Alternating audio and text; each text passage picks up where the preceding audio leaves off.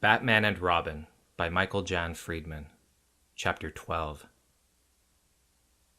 Bruce was walking with Alfred through the expansive first floor of Wayne Manor, shutting off the lights that hadn't already been shut off. He glanced at the man who had been mother and father to him, and it hurt him to think that man was in pain. Alfred must have noticed his scrutiny because his eyes slid toward Bruce. Along with his brows, they formed a question. "Sir?" The younger man answered it with a question of his own. "Are you all right, Alfred?" The butler thrust out his chin. He had to see that his jig was up, that there was no further possibility of hiding it. "As well as can be expected," he replied stoically. Bruce sighed. "Alfred, I know you're sick. I can get you the best doctors. Anyone you need." His friend, his oldest friend, shook his head. "I've already seen the best doctors, sir. A gentleman does not discuss his health. It's not civilized. I hope I've taught you that much, Master Bruce." Bruce bit back a bitter smile. He knew better than to push Alfred when he was in this frame of mind. Silence, as they turned off the lights in the living room, then in the home office, and the parlor. Finally, they got to the stairs. Bruce's room was on the second floor, Alfred's was on the first. It was where they parted company. "Will there be anything else?" the butler asked dutifully. "A question," Bruce replied. "Alfred, have you ever regretted your life working here?" The older man looked at him and smiled. "Attending to heroes? No, sir. My only regret is that I was never able to be out there with you." "Not all heroes wear masks," Bruce reminded him. "I suppose that's true," Alfred agreed. The billionaire put his hand on his friend's shoulder. "Alfred, if I've never told you, I just want to say—" "Yes?" the butler prompted. Bruce swallowed, fighting tears. For all his willpower, for all his inner strength, he was unable to speak the words. He found himself looking past Alfred for a moment, looking out the window into the distance. What he saw was not the dark of night, but the light of day. And a game. A boy, young Bruce himself, was playing hide-and-seek with his middle-aged manservant. Alfred disappeared behind a hedge and then appeared again, and the boy laughed. Remembering where he was, Bruce turned back to Alfred. "I want to say," he began again. But before he could finish, he heard footfalls, someone running. A moment later, Dick sprang into sight. He spoke 3 words. "Freeze has escaped." Bruce went to the window and craned his neck to gaze in the direction of the city center. He could see the bat signal shining against the clouds in the night sky. His signal. "Come on," he told Dick. He would speak to Alfred later, he promised himself. "Let's go."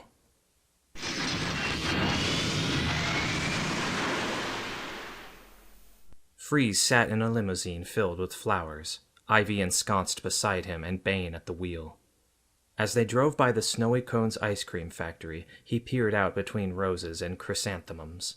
The place was surrounded now by a police perimeter. "My reserves are exhausted," he complained. "I must have the gems that power my suit." And that wasn't his only problem. Nora was inside the factory, too. Ivy glanced at him. "You are looking unreasonably hot. Let's go inside and grab your rocks." Suddenly they saw the Batmobile, tires screeching. Batman and Robin raced inside the factory. "Damn," thought Freeze. "In my weakened state," he said miserably, "I am no match for the Bat and Bird." "You leave Batman and Robin to me," said Ivy. Freeze looked at her, unable to conceal his skepticism. She smiled. "Trust me, vegetable magnetism." Freeze nodded. After all, she seemed so confident. "Fine. While I retrieve my diamonds, you and Meatloaf will bring my wife to your lair. She's frozen and—" Ivy's demeanor changed suddenly. She seemed to be a tad jealous. "Hold it," she told him. "Stop the music. You never said anything about a wife, frozen or otherwise." It only confirmed what Freeze had suspected, that the Green Woman wished to engage him in a love affair. But to Freeze, such a thing was unthinkable. He loved his wife no less now than the day they were married. And if it meant walking over the bodies of 1,000 Ivies to bring Nora back, he would do that without hesitating. Moving quickly, he grabbed Ivy by her throat and smashed her back into her padded seat. Bane turned to stop him, but the green woman shooed him away with an extraordinarily casual gesture. "You will rescue my wife," Freeze grated. "Without her, the world has no beauty, no reason for me to go on. When I have found the cure for the disease that robbed her from me, when she is warm in my arms again, I will repay you for your efforts as you see fit." Okay, Ivy rasped, her windpipe partially obstructed by his grip. "Poison Ivy to the rescue. Now, where do I find your brittle bride?" He told her everything she needed to know. Batman looked around what had been Freeze's lair. The police had everything tagged and taped, as they should have. But of course, there was still a lot more to be unearthed from this frigid ground. Commissioner Gordon, once called the second toughest man in Gotham by a reporter, walked into the room. Acknowledging Batman with a nod, he handed him a bunch of glossy photographs. "There's no sign Freeze came back here after the breakout," Gordon explained. He pointed to the topmost photo. "We pulled that one off the surveillance cameras at Arkham." Batman glanced at it. It showed Freeze, Ivy, and Ivy's big leather-masked henchmen making a daring dive into the Gotham River. Gordon handed him another picture. "From the security camera at the Gotham airport, 2 nights ago." This image was grainier than the other one. A woman in a veiled hat and Black Widow's cloak stood next to a giant blurred form, also disguised with street clothes. "These two," said Gordon, "arrived on a charter from South America. They put 10 security guards in the hospital, left a businessman dead of organic poisoning, broke the neck of a chauffeur, and stole his limousine." He paused. "Apparently, the big one is called Bane. One of the inmates overheard the name." Batman nodded appraisingly. "Definitely the same pair that sprang Freeze." As Gordon left, Robin came over to peer at the pictures as well. The younger man whistled softly. "It's Poison Ivy, all right." "But why?" asked Batman. "Would she help Freeze to escape?" "She's definitely evil," Robin observed. His face took on sterner lines. "You know, it's weird, but for a while Ivy was all I could think about. It was almost as if I loved her. But then..." Batman grunted. "I know. The feeling just vanished." Robin looked at him apologetically. He lowered his voice so only his mentor could hear. "I can't believe we were fighting over a bad guy." Batman frowned. "Bad, yes. Guy, no. This is one extraordinarily evil person." Robin shrugged. "Beautiful or not, I'm totally over her. Positively." "Same here," said Batman. But he couldn't help staring at her image a moment longer before shutting down the console. "Great stems, though." "Buds, too." "Yeah, those are nice." "I'll be outside if you need me," said Gordon. The Dark Knight nodded. His next step was to visit the walk-in freezer. Naturally, Robin followed him in. Batman walked along a wall of frozen dinners, running the fingertips of his glove along their forward edges. Finally, he stopped at one dinner in particular, an oriental one, and withdrew it from its place. Abruptly, the door to a hidden vault swung open. He saw Robin look at him in amazement. "How did you—" By way of an explanation, Batman showed him the frozen dinner in his hand. "Open sesame. Chicken." Robin smiled. "Gotcha."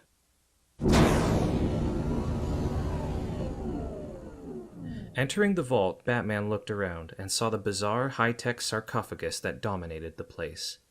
As he approached it, he realized there was someone inside. It was Nora Freeze. "She's still alive," Batman observed. "Her husband was able to adapt his freezing technology to arrest McGregor's syndrome." Glancing at a nearby monitor, he grunted appreciatively. "Freeze has even found a cure for the early stages of the disease." "Can he save her?" asked Robin. Batman shook his head from side to side. "Her case is too advanced, but maybe someday with more research."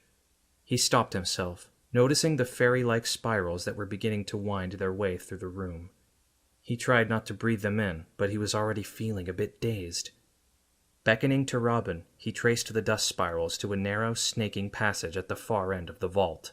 Following it, Batman found a pair of service doors. He wrenched them open. Beyond the doors, Bane was standing atop a metal staircase, overlooking an industrial basement where catwalks crisscrossed above huge mixing vats and conveyor belts. As the crime fighters watched, the giant hit a switch and brought the machinery whirring to life. So far, he hadn't seemed to notice their arrival. "No beauty," Batman whispered. "Just the beast," Robin added. Batman rushed Bane, hoping to capitalize on the element of surprise. It didn't work. The monster saw him coming and moved faster than anyone his size had a right to. Sideswiping Batman, he sent him flying off the stairs toward the basement floor below. But the Dark Knight didn't land on any floor. He came down in a mammoth ice cream mixer. And before he knew it, a giant stirring arm was making a deadly sweep in his direction. As he flipped himself out of the vat to avoid it, he could see that Robin was following up on his attack, smashing into Bane's chest with both feet. But the boy bounced off and came down hard atop the landing. "Ouch," said Robin. "Any more at home like you?" Bane didn't answer. He just advanced on the boy, his huge arms held out like a wrestler's. Batman would have vaulted back up to the landing to help, but suddenly he found someone blocking his way, someone green and lovely and impossibly desirable. Ivy smiled and blew a handful of dust in his face. "I must confess, the combination of daring do and an anatomically correct rubber suit puts fire in a girl's lips." Up on the landing, Robin and Bane were battling it out. It was a fight Robin couldn't hope to win, but he was giving it everything he had. A part of Batman knew he had to lend a hand, or his protege would be pummeled to death. It was only a small part of him, but it wouldn't be overcome. He wouldn't let it. As Ivy leaned in to kiss him, he recoiled. She seemed surprised. "Why?" Batman asked, dazed by her. "Do all the gorgeous ones have to be homicidal maniacs? Is it me?" "I'd turn over a new leaf," she said, "for the right man." Suddenly she took a swing at his face. He caught her wrist. "Oh," she chuckled. "You like it rough." She tried to pull him close again. "Good. So do I." Up above, Bane had gotten his hands on Robin and was spinning the boy over his head. Releasing Ivy, albeit reluctantly, Batman raced up the steps, taking them 3 at a time. But he was a split second too late. The giant hurled Robin just as Batman smashed into him. Together, he and Bane fell off the platform, taking their fight to a catwalk below. Out of the corner of his eye, Batman could see that Robin was all right. He had landed on a platform just a few feet lower down. Thank God for small favors, he thought, as he ducked a blow from Bane that would have caved in his skull. Scrambling to his feet, Robin found himself in front of a huge miller's wheel, which was carrying planks of wood through a chopper for conversion into popsicle sticks. "Hey, pretty birdie," said a seductive feminine voice. Turning, he saw Ivy in front of him. Before he could do anything, she blew a pile of dust in his face. Then she began advancing on him, backing Robin toward the chopper blades. "No," he said, trying like hell to fight his revived attraction for her. "You're evil." "Evil?" she repeated. "No, just misguided." "Basically, I'm your garden variety pretty girl." "Turn yourself in," he insisted, though his heart wasn't in it. "If you threw yourself—" "At you?" she suggested. Her green eyes sparkled suggestively. "On the mercy of the court, maybe they'd, I don't know, release you into my custody." Even as he said it, he realized how unlikely it was. She stroked his cheek. "So young, so sweet, and a hero to boot. I've wanted you from the first moment I saw you." Ivy leaned forward, lips pursed. "Polly want a kiss?"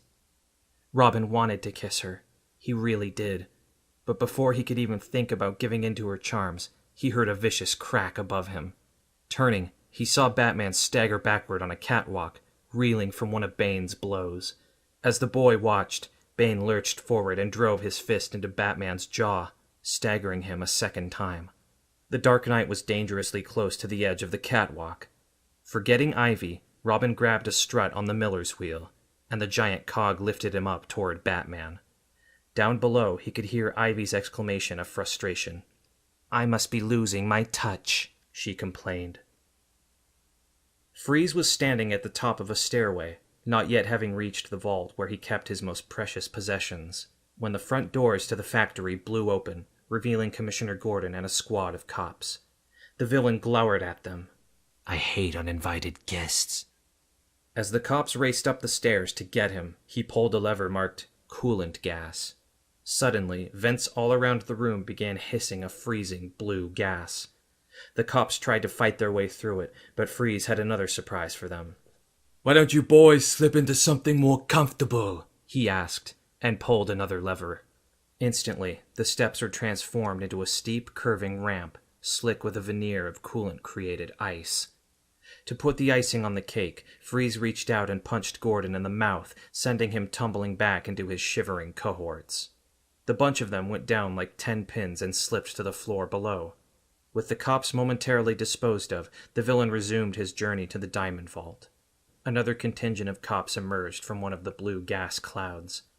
This time, Freeze didn't resort to any techno tricks, just to his own strength and lightning reflexes. Whipping billy clubs from the holsters of 2 police, he used them like a set of Filipino eskrima sticks, knocking the cops unconscious with a flurry of slams and jabs. Stick around, he told them grimly, as he sent the cops flying in opposite directions. One of them disappeared into another cloud of gas. The other one hit a wall. Beside them, a button read, "Emergency heat." A bad move, thought Freeze. Somehow the cop found the presence of mind to reach up and slam the stud. All over the room, gray filaments came to life. The place began to glow a vibrant red. Just then, Freeze's watch started flashing. He held it up to his eyes and felt his heart sink. No power. As Ivy watched, Bane kicked Batman off the end of the catwalk, but before her gigantic servant could revel in his victory, even if he were capable of such a thing, Robin leaped onto his massive back. Robin wasn't Batman, but he seemed to know what he was doing, and he was nothing if not game. For a little while at least, it seemed Bane would have his hands full with him. In the meantime, Batman himself landed on his back on a slow-moving conveyor belt, one that was feeding ancient tubs of ice cream into a clown-shaped flash freezer. Ivy jumped on top of the crime fighter and lowered her face close to his. "You bring out the animal in me," she told him. I should have brought my leash, he replied. Ivy grunted. Enough sweet talk. With that, she blew another handful of dust into his face and licked her lips. She would enjoy this, she thought. Oh, how she would enjoy this. Slowly, she leaned in for a kiss. But at the last possible moment, just before her lips brushed against Batman's, he averted his face and wrenched her to the conveyor belt, just ahead of the clown's freezing maw. Shut up, he declared. You're going to jail. Ivy marveled at his resolve. After all, her powder was powerful stuff. It must have taken a superhuman effort to resist it. "I'm a lover," she said, "not a fighter. That's why every Poison Ivy action figure comes complete with him." She pointed to Bane, who was standing atop a giant storage vat, a dazed Robin hanging like a rag doll in his hands. As Ivy and Batman watched, Bane tossed Robin aside and slid feet first down another conveyor belt, right at them. Batman didn't move as quickly as Ivy had seen him move before. Before he could react, Bane crashed into him. Then, carried by the giant's momentum, the two of them smashed into the wall with bone-crushing force. Ivy waved goodbye to Batman as she swung down off the belt. "I'm off to find Bachelor number 2. Try not to make too much of a mess when you die." Freeze could feel the room he was in getting hotter by the second. He staggered in the direction of his vault, his vitality ebbing fast, his flesh already beginning to turn gray. With his last ounce of strength, Freeze ripped open his safe and filled his sleeve compartments with diamonds. Immediately, he could feel himself revitalized, feel his color returning. Chilled to perfection. Then he hit his watch. Suddenly he was encased in ice. Perfection indeed. Down below, the cops appeared to have recovered. They drew their guns and fired at him, but their bullets bounced off his icy armor, ricocheting into the walls. He grinned savagely. "Superman, eat your heart out." Then he headed for his weapons locker. Dazed by his sudden introduction to the wall, Batman got his feet under him and tried to shake off the effects of Bane's attack, but the giant was on him again before he knew it. A second time he smashed Batman into the wall. As the Dark Knight slumped to the floor, Bane advanced on him for the coup de grace. But Batman wasn't about to call it quits. Reaching into his utility belt, he whipped out a bat club and sent it whirling in Bane's direction. The club hit the giant in the head, stunning him, forcing him to take a couple of steps back into a rail. Batman had earned himself a respite, though he had a feeling it would be all too brief. And out of the corner of his eye, he saw Ivy closing in on his protege. As the police rushed him, Freeze opened his locker and took out a small icing jewel. Using it on the floor, he watched the surface glow a brilliant blue and then cover over with ice. The cops couldn't control their headlong progress over that kind of surface. Slipping on the icy floor in a classic Keystone style, arms pinwheeling, they ended up sprawled on their backs. Freeze stood, pulsing with power again, removing a spare cryo rifle from a pedestal nearby. He tucked it into the crook of his shoulder and pointed it at the helpless police. "All right, coppers," he smiled humorously. "Freeze!" Then he fired, just in case. Rising to his feet and keeping one eye on Bane, Batman watched Ivy back Robin up against a giant vat. "Stop living in the shadow of the big bad bat," she told him. "You don't need him." She blew more of her dust in his face. "You deserve your own legend, don't you?" "My own," he muttered. "Your own bright, shining signal in the cloud-streaked sky. Let me guide you, brave heart. Let me—" She touched his face with her fingertips. "Touch you. Kiss you." It didn't seem Robin could resist her anymore. He was at her mercy. Until Batman hurled a tiny batarang with pinpoint accuracy, hitting his protege in the cheek. Fortunately, Bane was still woozy, gathering his prodigious strength. "Remember the victim at the airport!" the Dark Knight shouted, his voice echoing in the confines of the factory's basement. "Toxins introduced through the mouth." Robin looked up at him. "What are you talking about?" As Bane lunged at him, Batman ducked and swung down to Robin's level. "Why is she so desperate to kiss us?" he wondered out loud. "I'm betting her lips carry some kind of poison." The boy's eyes narrowed with skepticism. "A poison kiss? You have some real issues with women, you know that?" Robin advanced on his mentor, clearly still under Ivy's influence. "You just couldn't stand that she was about to kiss me." He shoved Batman. "Couldn't stand that something might be mine and not yours, could you?" Robin shoved him harder still. Suddenly, Batman was overcome with fury. After all, he'd been pounded enough. Without thinking, he delivered a roundhouse blow, sending Robin smashing into a wall. Instantly, he was sorry for what he'd done. Heart-achingly sorry. Going to Robin's side, he tried to help him up. But the younger man shrugged him off and stood up on his own. "Ivy's right," he snapped. "I don't need you. I should go solo. I should have my own signal in the sky." Batman shook his head. "That's ridiculous. You're not ready for something like that." Robin glared at him. "I'm ready when I say I'm ready. And if you don't like it, you can—" Suddenly, Batman remembered the reason they'd come there in the first place, to get a lead on the villains. He looked around, but Ivy and Bane were already gone. Robin regarded him accusingly, as if it were Batman's fault.